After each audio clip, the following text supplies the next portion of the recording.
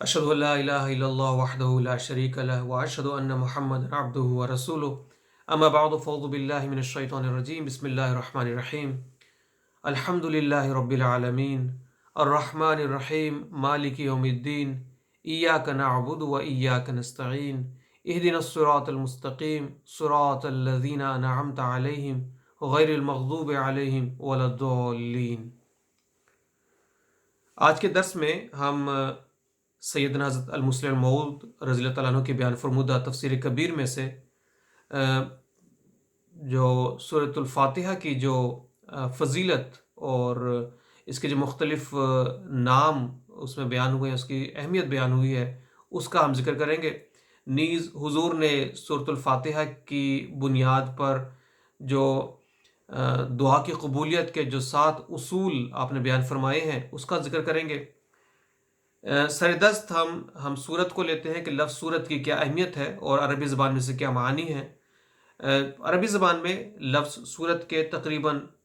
6 معانی بیان ہوئے ہیں۔ اس کا پہلا مطلب ہے درجہ منزلتن، دوسرا مطلب ہے شرف یعنی بزرگی بڑائی، اس کا ایک مطلب ہے علامتن یعنی نشان، اس کا چوتھا مطلب ہے اونچی دیوار یا عمارت جو خوبصورت بھی ہو، اس کا پانچواں مطلب ہے جو لفظ سورتن سے بھی ہو سکتا ہے، جس کا مطلب ہے کہ جو کسی چیز کا حصہ ہو، جیسے کوئی شخص کے متعلق بیان ہوتا ہے کہ وہ کسی قوم کا حصہ ہے تو اسے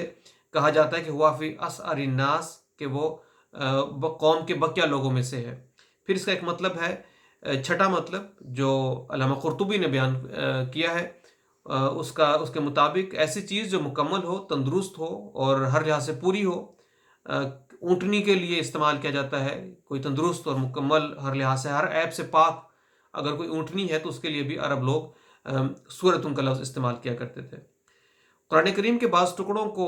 سورتن کیوں کہتے ہیں، اس کے متعلق علماء نے مختلف توجیحات بیان کی ہیں، لیکن بعض کے نزدیک اس لیے اس کو کہا جاتا ہے کہ انسان کا اس کے درجہ بڑھتا ہے، اس لحاظ سے اس کو بزرگی حاصل ہوتی ہے، اور اس لحاظ سے اس کو سورت کہا جاتا ہے۔ بعض کے نزدیک کیونکہ یہ مضامین کے ختم ہونے کا نشان ہے، اس کی علامت ہے، اس لیے اس کو سورت کہا جاتا ہے، اور بعض کے نزدیک ایک بلند اور خوبصورت روحانی عمارت کو یہ پیش کرتی ہے، اس لحاظ سے اس کو سورت کہا جاتا ہے۔ پھر اس کو سورت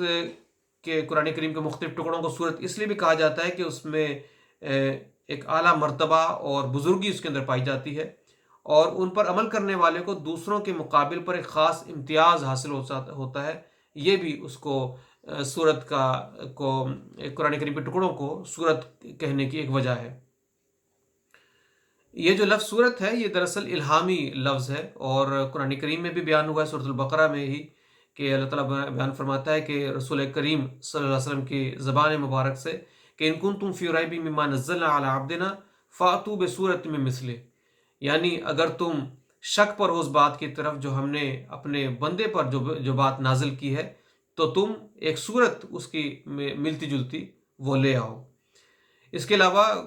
ایک حدیث میں بھی ہے، صحیح مسلم کی ایک حدیث ہے جو حضرت انس رضی اللہ عنہ سے مروی ہے کہ قال رسول اللہ صلی اللہ علیہ وسلم انزلت علی آنفا سورۃ فقرأ بسم اللہ الرحمن الرحیم انا اعطیناک الکوثر۔ یہ مسلم کتاب الصلاۃ میں سے لی گئی ہے۔ رسول پاک صلی اللہ علیہ وسلم نے فرمایا کہ ابھی مجھ پر ایک سورت اتری ہے، اور وہ یہ ہے بسم اللہ الرحمن الرحیم انا اعطیناک الکوثر۔ اس میں بھی لفظ سورت کا آپ نے بیان فرمایا کہ جو سورۃ الکوثر ہے وہ ایک سورت ہے جو مجھ پر نازل ہوئی ہے۔ اب ہم آگے چلتے ہیں کہ سورۃ الفاتحہ کے کیا مختلف نام ہیں اور اس سے کیا اہمیت ہے۔ احادیث میں جو دراصل اس سورت کا نام فاتحۃ الکتاب ہے، لیکن اردو زبان میں جو ہم اس کو سورہ فاتحہ کہتے ہیں، جو کہ فارسی اسلوب پر یہ ایک نام ہے جو رائج ہو گیا ہے۔ حدیث میں آتا ہے یہ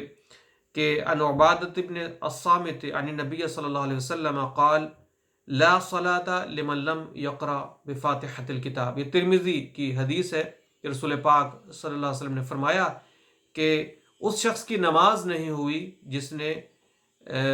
فاتحہ نماز میں نہ پڑھی ہو، یعنی جس شخص نے سورۃ الفاتحہ کی تلاوت نہ کی ہو اس کی نماز مکمل نہیں ہوتی، اس کی نماز نامکمل رہ جاتی ہے۔ پھر جو مختلف نام اس صورت کے بیان ہوئے ہیں احادیث میں یا قرآن کریم میں، اس کا ذکر حضور نے اس کا فرمایا ہے۔ جو سب سے پہلا جو اس کا نام ہے، وہ جو مشہور نام ہے وہ سورۃ الصلاۃ ہے، یعنی اس کو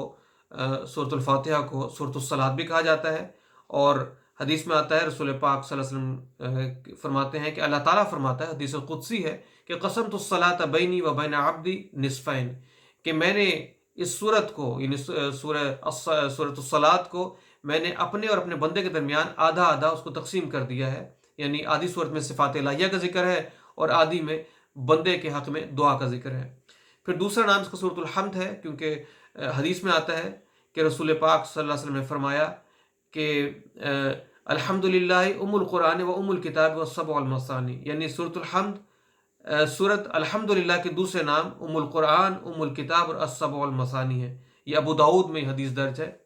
پھر تیسرا اور چوتھا اور پانچواں نام جیسے کہ ذکر ہوا اسی حدیث میں، ام القرآن، القرآن العظیم، السبع المثانی، یہ تین نام ہیں۔ السبع المثانی کا جو نام ہے وہ قرآن کریم میں بھی سورۃ الحجر میں بیان ہوا ہے۔ اللہ تعالیٰ فرماتا ہے وَلَقَدْ آتَيْنَاكَ سَبْعًا مِنَ الْمَثَانِي، کہ نہیں وہ میں نے اللہ تعالیٰ فرماتا ہے کہ ہم نے تجھ پر یہ صورت نازل کی ہے، سبع من المثانی، 7 بار بار دہرانے والی آیات۔ پھر ام الکتاب اس کا نام ہے، جو کہ اسی حدیث میں ذکر ہوا۔ پھر سورۃ الشفا اس کا نام ہے۔ حضرت ابو سعید خدری رضی اللہ عنہ روایت کرتے ہیں کہ رسول پاک صلی اللہ علیہ وسلم نے فرمایا کہ فاتحۃ الکتاب شفاء من کل داء، کہ اس میں ہر جو مرض ہے اس کی شفا جو ہے وہ فاتحۃ الکتاب میں ہے۔ پھر یہ سورۃ الرقیہ اس کا نام ہے، الرقیہ یعنی کہ اس سے دم بھی دیا جاتا ہے۔ رسول پاک صلی اللہ علیہ وسلم کے زمانے میں ایک شخص کو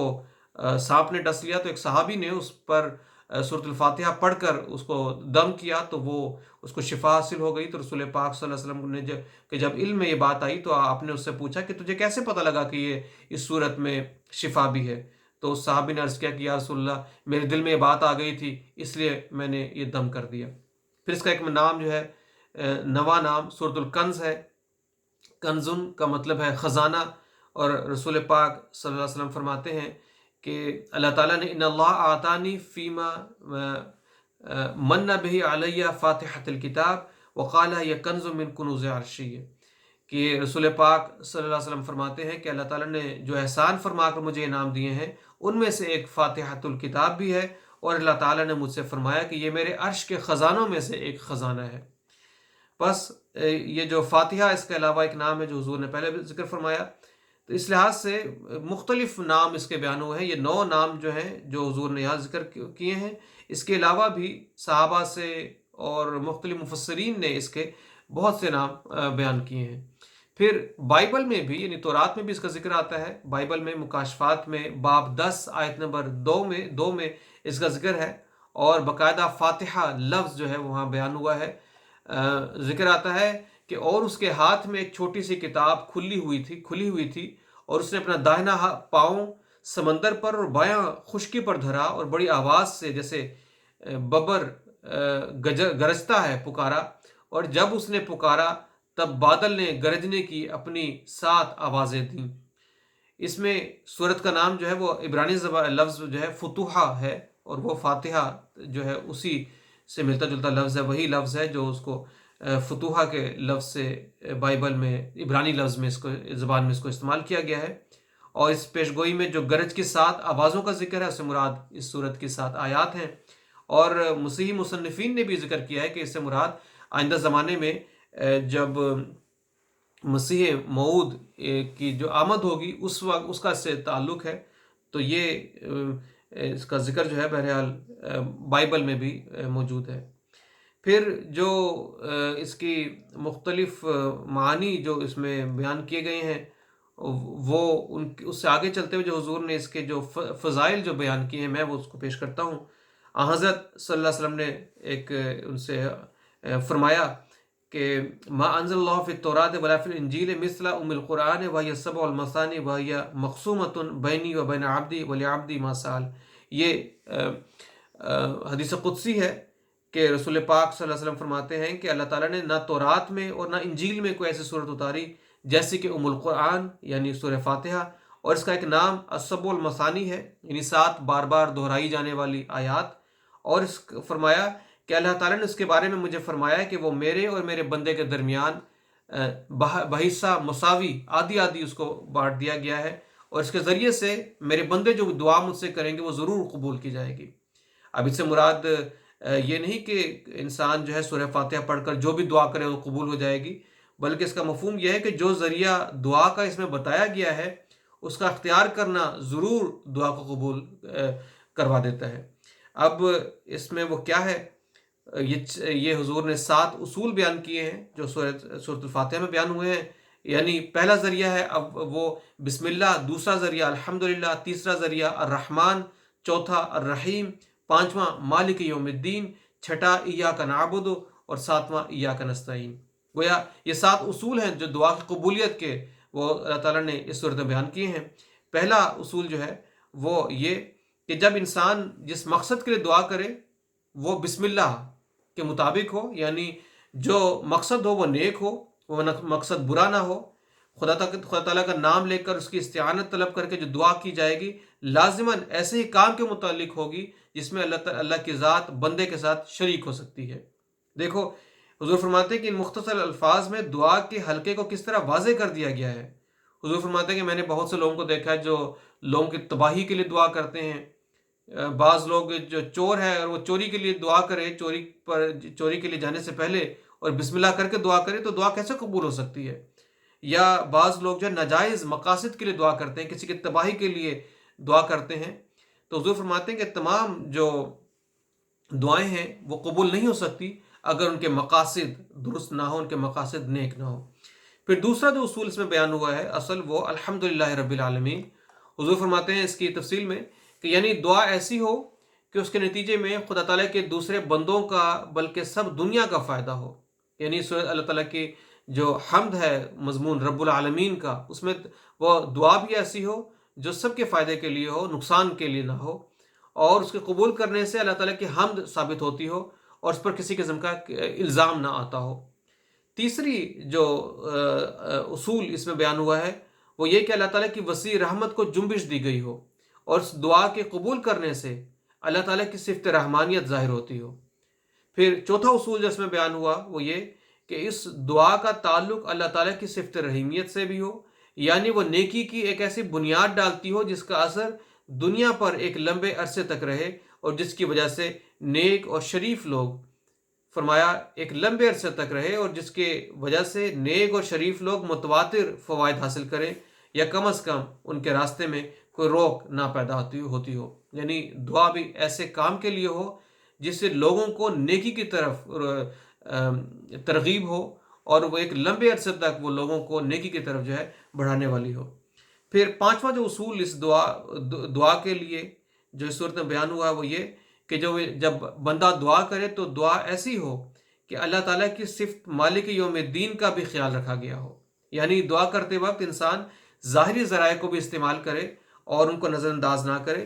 جو صحیح نتائج پیدا کرنے کے لیے اللہ تعالیٰ نے تجویز کیے ہیں۔ یعنی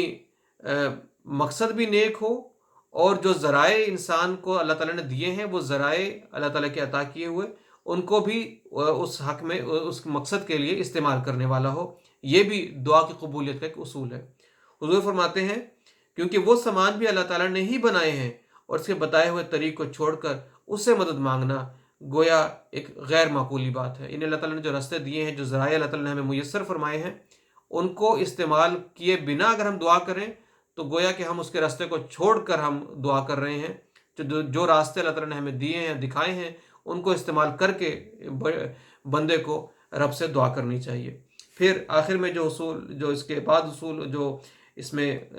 بیان ہوا وہ یہ حضور فرماتے ہیں کہ جو 7 امور ہیں اس میں 7ویں بات جو ہے حضور فرماتے ہیں وہ یہ کہ وہ دعا جو ہے وہ ایسی ہو کہ خدا کا ہی بندہ جو ہے کہ خدا کا ہی ہو چکا ہو، اس کا کامل توکل سے حاصل ہو اور غیر اللہ سے اس کی نظر بالکل ہٹ جائے۔ یعنی ایاک نستعین اللہ تعالیٰ فرماتا ہے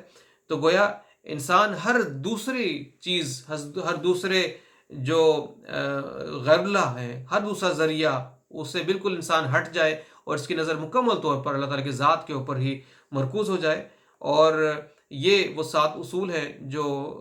دعا کی قبولیت کے اللہ تعالیٰ نے سورۃ الفاتحہ میں بیان فرمائے ہیں۔ یہ سورت، اس کی کیا اہمیت ہے، اس ایک حدیث سے اس کا یہ ظاہر ہوتا ہے۔ بخاری نے سعید ابن المعلیٰ سے ایک روایت کی ہے جس میں رسول پاک صلی اللہ علیہ وسلم نے فرمایا کہ آؤ میں تمہیں قرآن کریم کی سب سے بڑی صورت سکھاؤں، اور پھر آپ نے ان کو سورہ فاتحہ سکھائی۔ تو گویا یہ اعظم السور ہے، یعنی سب سے عظیم صورت۔ فاتحہ کلید بھی ہے، چابی بھی ہے، یعنی قرآن کریم کے مضامین کو سمجھنے کے لیے ایک چابی بھی ہے جو اللہ تعالیٰ نے ہمیں عطا کی۔ اور حضرت مسلم موعود رضی اللہ تعالیٰ عنہ کو اللہ تعالیٰ نے غیر معمولی طور پر سورۃ الفاتحہ کی تفسیر سکھائی، اور آپ نے اس کو ذکر بھی فرمایا کہ اللہ تعالیٰ نے کشف کے ذریعے سے آپ کو یہ بتایا کہ یہ جو صورت ہے اس کے مضامین آپ کو اللہ تعالیٰ نے خود فرشتوں کے ذریعے سے سکھائے۔ تو یہ ایک غیر معمولی صورت ہے جس کو ہم قرآن کریم، جس کو ہم نمازوں میں باقاعدگی سے